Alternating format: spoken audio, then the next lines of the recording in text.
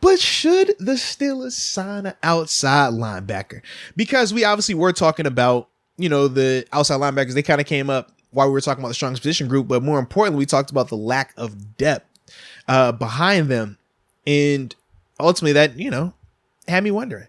Especially since we really didn't address it in the draft. We talked about the undrafted guys we brought in, but we also said that a lot of those guys are good in certain areas, but they're going to struggle in certain areas, also fitting into this defense.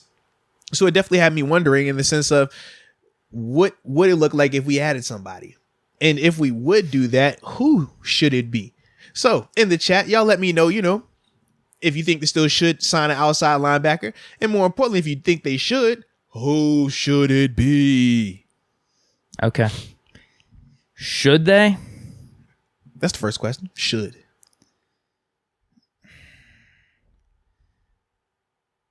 It's tough because it's not going to hurt us. Mm-hmm. The guy that sticks out to me is Jadeveon Clowney right now. Yeah, all right, okay. I see you went right to the top shelf with it then. I was trying to go for some like mid, some little Reggie, but you went right to the loud pack. I like it, baby. All right. Here's my dilemma here. If we go Clowney, do we have another Ingram situation on our hands? That is a good And I don't want to stunt Highsmith's growth. Yeah, So that's the one side of it. Mm-hmm. If we go the route you're talking about, maybe some lower end guys, I'm just thinking to myself, like, what's the point? Do you think any of them are significantly better than Simon or Avery? It depends on which guys. Like, I think of a guy like Jerry Hughes, and I like him. Okay. I think that he's better than Simon and Avery. Absolutely. He's 30. He's 32 or 33. Yeah. He came out. We're the same 33. Class. Yeah, we're the same class, but he came out, I want to say early or something like that, if I remember correctly. But yeah, either way, I'm a little bit older than him. But I think that, he'll be one of those guys that could potentially fit into that role of just third guy, pass rusher, play to run, physical. I definitely see that. My question though with that though is when it comes to the cover stuff, but then again, Melvin Ingram wasn't all that great in coverage either. Yeah, you would just want him to spell TJ or Highsmith. Yeah. That's all we're thinking Avery's going to do, right? And Jerry could definitely do that at a super high end. If you're talking, because he's used to being the starter. So you're talking about him going into being the third rotational guy. And you would feel better about him as an edge rusher than Avery. I definitely would, yeah. You definitely he's more proven, yeah. Avery maybe a little better at coverage at this point. Yeah. Well, Avery would be a lot better at coverage, but that's because Avery is coming from a 4-3 scheme where he was having to do a little bit more of that. Whereas for Jerry, even though he's bounced 4-3-3-4, he's predominantly been a rusher. So I think he would definitely have the advantage there. I think he would be the best rusher of the bunch of guys that aren't named TJ Watt and Alex Highsmith.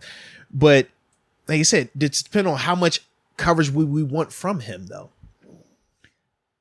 What is he trying to do at this point of it in his career, you think? Is he good with the 20% snap? I don't think he has an issue in terms of the snap stuff. I don't know if he wants to leave Buffalo. That's the other part. Because he's had all his success there. And outside of his first 2 years, he's been in Buffalo. That's the other part. What other options we have then? We don't have too much else. I mean, Pierre Paul's out there. You got a bunch of outside linebackers that would Pierre's probably a be true DN though. He's a true 4-3 DN though to me. Pierre, I'm looking at some of the defensive ends right now, seeing how they would. Ryan Kerrigan, like he'd probably work. Kerrigan, heck yeah, and he could drop. But if I remember correctly, wasn't he hurt? Let me pull up. I think Justin Houston. Well, he was just having success in Baltimore and in Indy. Yeah, but that's the question. Yeah. Do you see it as another Melvin Ingram thing? We're expecting. Well, what about Melvin? Isn't Melvin available? I wouldn't mind. Can we call him up? He just got to understand it's Highsmith's time now. Yeah, that's my biggest concern with all those names that we brought up. It reminds me of how last year went when we first signed Melvin. It wasn't an issue of we don't think that Highsmith can get it done, but it was like, we've seen Melvin do this. We're excited about what Melvin can do. We want to see that out there. And I think with Houston, it would be a similar conversation. I think with not so much with Jerry. I don't think that we would view it that way because I think Highsmith is explosive. He's young. He's coming into his own. Clowney would definitely be like that though, because Clowney's a big name. And we've seen at times when he is on what he can do, and you just can't miss the sheer physical traits that he has also. So with that one,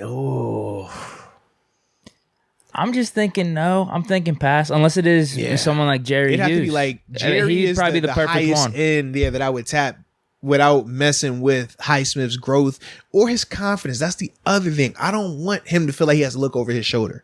And with certain names that you could bring in, it will cause you to do that. Even if you don't have to, you're just going to do it. So for me, man, yeah, if it's not Jerry or anybody below that I can't really find too much else. I think he would be the perfect guy because whenever you go to the outside linebackers, they have like KJ Wright, AJ Klein. These guys though. They would be inside linebackers. Yeah, for us. 4-3 outside linebacker. Yeah. Because the only guy they have listed, there's probably two that would make sense: Jamie Collins and Melvin Ingram. Yeah, I don't like Jamie. I don't think he fits what we're trying. Who's our skipper? That wouldn't kill us, I guess. And that's I think Mr. Preseason hero Mr. of like 2 years ago, 3 years ago. He brought brought up Carl Nassif. He said he's also available. I like Carl. I just don't think that he fits the 3-4. Because now you're talking about him standing up. He's definitely hand in the ground, longer body DN type.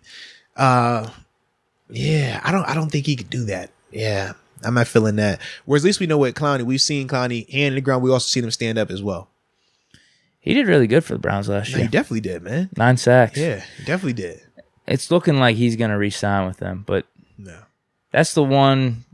I mean, honestly, he'd be splitting. I mean, we wouldn't want him only 20% if we sign him. That's the other problem. Yeah, you got to pay him, and then it's now a really weird situation. It's probably worse than Melvin Ingram last year. Oh yeah, because the money. Yeah, it'd be way worse. And he's coming off of a high season, whereas with Melvin, he was coming off of like the knee injury and stuff. It's like, all right, is he back? Is he not? What is it gonna look like? Yeah, it'd be definitely different.